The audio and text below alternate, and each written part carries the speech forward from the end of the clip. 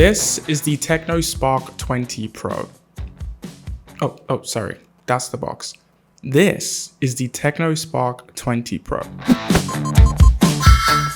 For this review, I rewatched my Spark 10 Pro review just to remind myself of it and also to compare it to this to see if they made any improvements. They made improvements. Like every main category got an upgrade, but there was just one downgrade. Let's talk about it. The design actually got an upgrade. It was just a part of it that didn't. I'll explain in a bit. So we've got this triple camera iPhone-esque design, just like the Spark 10 Pro, but there are some differences. They've gone from 2 to 3 cameras, and they've also raised the camera bumps quite significantly. It actually looks more like an iPhone now than the Spark 10 Pro. Like if the Spark 10 Pro was a 2D image, this is a 3D image, because it just has a bit more depth. We've got that same boxy look and feel, we've got that same matte rare, same glossy camera module, but now a glossy frame. I would have preferred matte. The downgrade I was talking about was Tecno going from a glass-like finish to a plastic one on the 20 Pro. Glass is a more premium material, but plastic is more durable. So although it's technically a downgrade, I don't think a lot of people would care as much.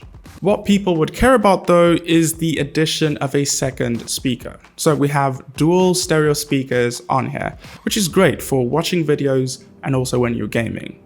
The Spark 20 Pro is also now IP53 rated. That's another upgrade. But yeah, overall, the design and build quality got an upgrade.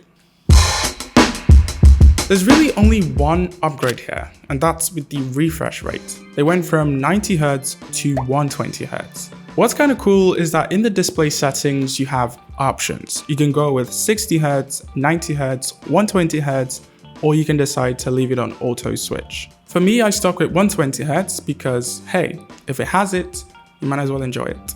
But yeah, the rest of the display is fine. 1080p is still a detailed enough resolution. It looks good, sharp, and colors look nice. Considering it's an LCD display, it's not going to be as vibrant or punchy as an AMOLED display, but the colors are still fine. It's also a pretty tall phone, almost 7 inches, so operating this one-handed would be a task, especially for people with small hands. But the upside is when you're watching content in landscape mode, you get a wider screen. We also get thick bezels, not so great, but overall the display looks pretty good. Another upgrade. The Helio G99 was the chipset of choice here, and when compared to the G88 of the Spark 10 Pro, there are obviously improvements. Better CPU and GPU performance, better battery life, smaller size transistor, it's just overall a much better chipset. And when you pair that with the 8 gigs of RAM it comes with, you kind of know what to expect. Everyday tasks would not be a problem at all. You can do all the multitasking you would want to do. It will handle it. Now, of course, this is not a flagship phone, so it's not going to be as buttery smooth or play games at the highest graphics settings. Now, it would play games at medium graphics settings and would play those games well, like little to no frame drops, no overheating, or at least none of those things happened when I tested it, so you kind of want to set the right expectations. I believe it only comes in one variant, the 8GB 256GB variant. And if 256 gigs somehow isn't enough, it has support for an SD card up to 1 terabyte. Performance got an upgrade. Tecno upgraded the main camera from 50 megapixels to 108. That's a huge jump. But like I said in my last video, most people would just be shooting in the default mode, which is not the 108 megapixel mode. So we'll talk about the 108 megapixel mode in a bit, but here are the pictures you'd get from the default AI cam mode. I think the cameras excel when taking pictures of plants, cars, buildings, and sometimes people. I say sometimes because it occasionally has this over HDR-y look to it, which means it's usually a hit or miss. To access the 108 megapixel mode, you should see a 108M icon at the top.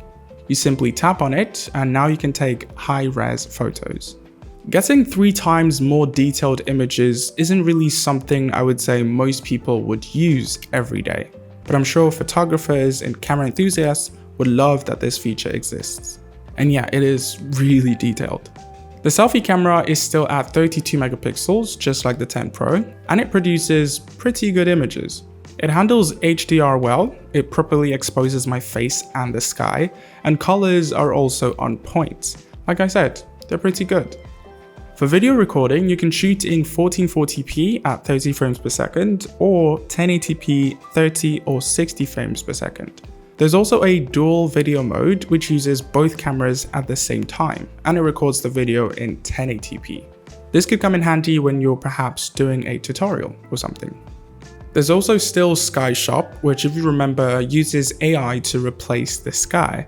So they do give you a couple features to play around with. You can find them in the More section of the camera app. This is running on iOS version 13.5 on top of Android 13. The general look of the OS is still the same. It's also pretty stable. We have the typical iOS features as well, like Smart Panel, themed icons, Ella, and the likes. But what's new this time is the ability to create your own wallpapers using AI. You can create 6 wallpapers every day, I think. You just simply describe the wallpaper you want, pick a style, and then it would generate it for you. Pretty cool. Technically, it has the same battery as the Spark 10 Pro, but because of the more efficient Helio G99, it now lasts longer, about 3 hours longer. So even when you game for a couple hours, you can still expect the battery to last the whole day. I wasn't the biggest fan of the charging speeds of the Spark 10 Pro, so I was pretty glad to see that they upgraded to a 33-watt charger on the 20 Pro, which takes the charging time to about an hour, 15 minutes. Much faster.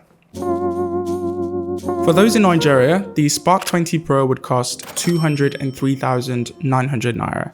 And honestly, it might cost even more by the time you're watching this video. Of course, it's not really the brand's fault for the prices, it's really just the Naira-dollar situation. The dollar keeps going up, so the prices in Naira also keep going up. But I want to know what you guys think. What do you think of the Spark 20 Pro? Do you want me to compare it to the Note 13? Just drop a comment.